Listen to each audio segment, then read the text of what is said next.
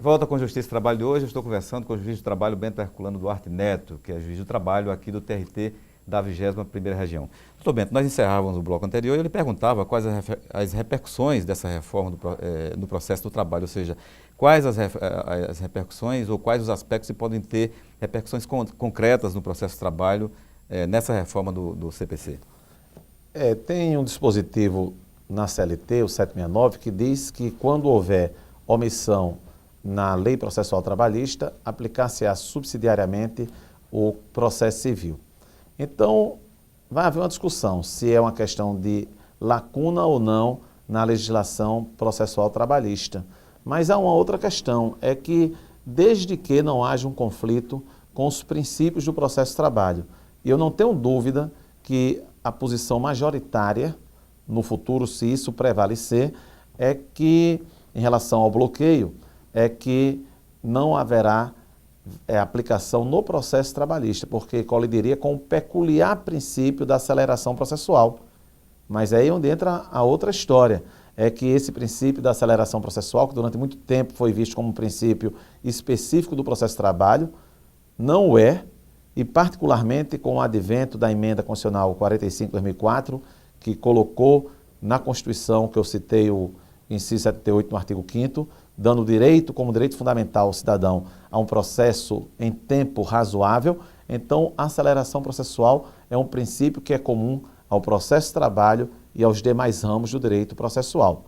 Quanto a outros temas, sempre nesse mesmo diapasão, que somente vai se aplicar quando houver lacuna, houver omissão no processo trabalhista. Por exemplo, com relação à celeridade que você falou, o Instituto de Demandas Repetitivas é uma novidade que pode dar vazão aos processos que têm o mesmo propósito, né? Isso é, ao identificar o acúmulo de temas, digamos, semelhantes num tribunal, ele poderá julgar todos de uma só vez, né? Porque nós já temos utilizado até aqui muito a questão de julgamento por lista.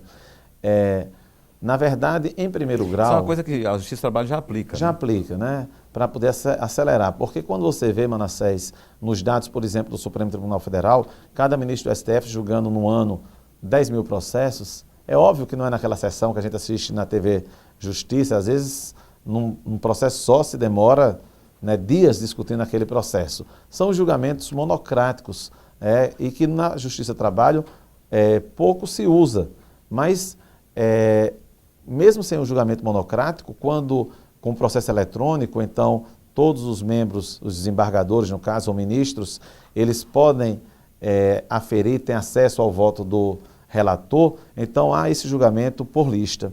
Agora, na Justiça do Trabalho, em primeiro grau, o julgamento de demandas repetitivas encontra o óbice na necessidade de uma audiência de conciliação, porque há necessidade. Então, o rito, o procedimento é diverso. Então, não dá para se aplicar isso no âmbito do processo do trabalho por conta disso. Dessa forma, o Banco Incidente também é a mesma coisa, né? Foi criado um banco. Nessa reforma se cria o Banco Incidente, que é outro artifício que vem com a reforma, ou seja, o tribunal poderá criar esse banco quando houver acúmulo de processo de um determinado tema específico. Que a gente já está aplicando, com base na legislação atual, a questão do incidente de uniformização de jurisprudência.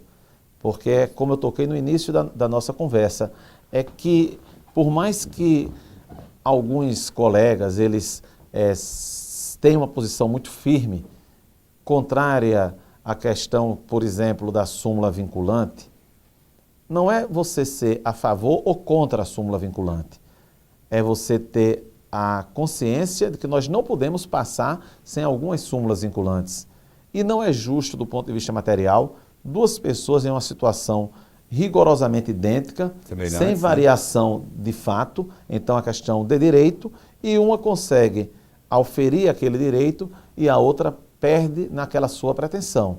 Então, lógico que tem que haver um caminho, não se pode engessar a jurisprudência, tem que haver a possibilidade de reavaliação, de evolução da jurisprudência, de modificação, mas essa uniformização, em algumas situações, ela é uma questão até de justiça do seu ponto de vista no seu plano material. Até mesmo assim também, talvez a possibilidade de conversão da ação individual em ação coletiva, né? Isso garante que direitos, digamos, que aparentem ser indivisíveis e que pertencem a todos ou a grupo determinado sejam tutelados judicialmente por outro caminho, né? Quando se fala nas ondas de reforma do processo, e aqui citando um autor clássico do processo civil mundial, o italiano Mauro Capelletti, se fala nas suas ondas de renovação, e uma delas diz respeito à questão da coletivização das ações.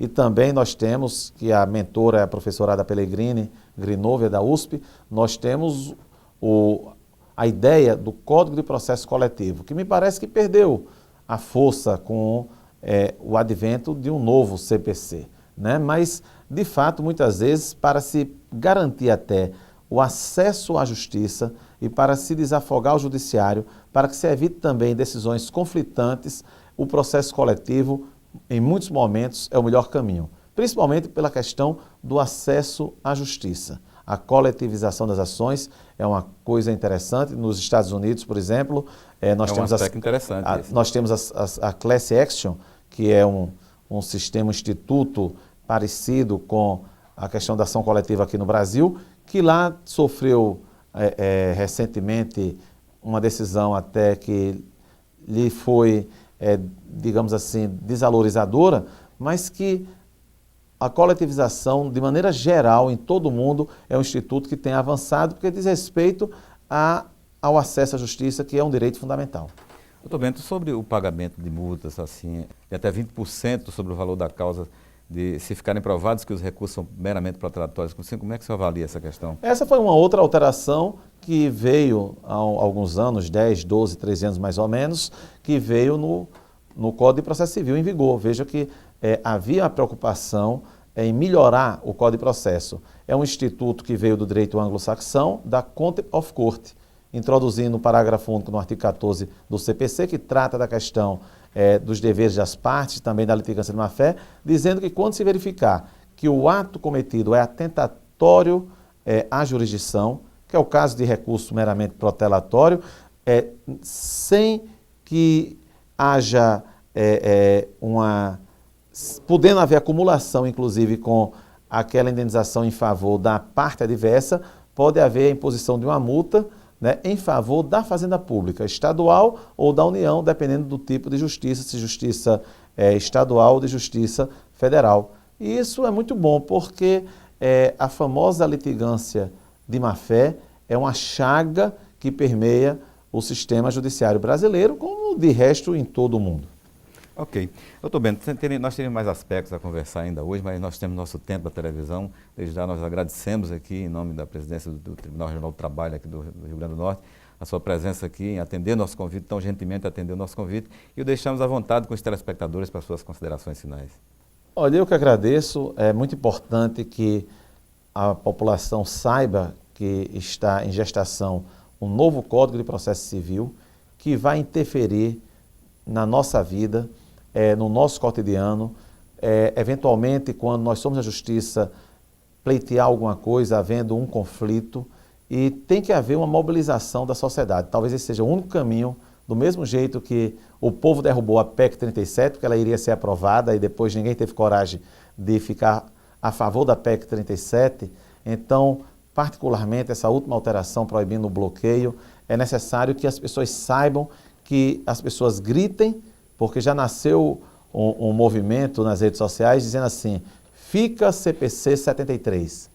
Por quê? Porque se é para piorar, é melhor que ficar do jeito que está, né? Porque estava errado aquele político popular que dizia, pior do que está não fica. O pior é que pior pode ficar. Ok, muito obrigado pela sua presença aqui no Justiça e Trabalho. Bem, telespectadores, nós conversamos hoje com o juiz do trabalho, professor, doutor da UFRN, Bento Herculano Duarte Neto. Contatos com a nossa produção podem ser obtidos pelo telefone 84 4006 3081. Para encerrar este Justiça e Trabalho, você fica agora com o quadro Profissão Artista, com o compositor potiguar Galvão Filho. A você que esteve conosco, um abraço a todos e até o nosso próximo programa. Até lá. Em nenhum momento passou pela minha cabeça outra profissão que não fosse voltada para a arte. Nenhum momento. Quando eu digo voltada para a arte, porque o artista ele mexe com várias vertentes. Ele, quando tem essa visão artística da coisa, eu sempre mexi com desenho, com a parte de pintura e a parte da música. Então fui muito voltado para as artes. Eu nunca pensei, nunca me vi trabalhando, fazendo coisas que não fossem voltadas com a arte. Eu sou um trabalhador da arte. Quando eu era pequeno, eu tinha o sonho de meninada é uma loucura, né? Tinha um que queria ser soldado de polícia. Eita, soldado de polícia. Outro queria ser bombeiro. Cada um tem uma profissão, queria ser bombeiro. Outro queria ser cobrador. Disse, não, eu gosto muito de dinheiro, eu quero ser cobrador. E outro disse, eu quero dirigir, eu quero ser motorista. Eu não queria ser nada disso. Na minha cabeça não passava. E quando me perguntava, eu ficava sem saber o que dizer, porque eu sentia que não queria ser nada disso. Eu queria ser artista. E artista não era uma profissão que você precisa, naquela época, você dizia, não, vou ser artista. Ave Maria. Então, eu queria ser tocador de violão, porque fazer música, eu queria desenhar, eu queria pintar, eu queria ser artista. Sempre quis ser artista. E o meu sonho era esse. E busquei ele. Até hoje estou envolvido com a arte e sou trabalhador da música, da minha arte também, da minha pintura. Sou um trabalhador. Eu sou Galvão Filho, artista plástico, compositor e trabalhador da música potiguar brasileira. Quem nunca tomou um banho na correnteza do rio? Quem nunca mijou na rede, sonhando que estava frio? Quem nunca brincou de toca, barra bandeira ou biloca, de rói-rói ou currupio? Quem nunca brincou de toca, barra bandeira ou biloca, de rói-rói ou currupio?